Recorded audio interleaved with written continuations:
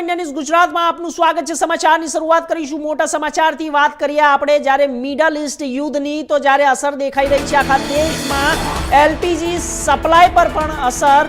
વડોદરા જિલ્લાના સાવલીમાં gas cylinder માટે લોકોની લાંબી લાઈન, તાપમાં કલાકો સુધી ઊભા રહીને સિલિન્ડર મેળવવા મજબૂર નાગરિકો, મહિલાઓ અને વૃદ્ધો પર લાઈનમાં મુશ્કેલીઓ વધી રહી છે।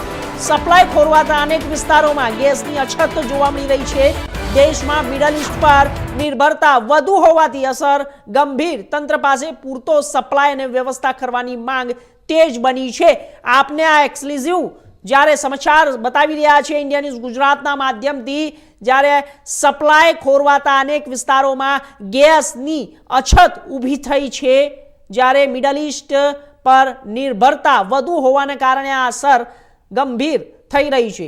તંત્ર પાસે પૂરતો સપ્લાય અને વ્યવસ્થા કરવાની જનતાની માંગ સામે આવી રહી છે।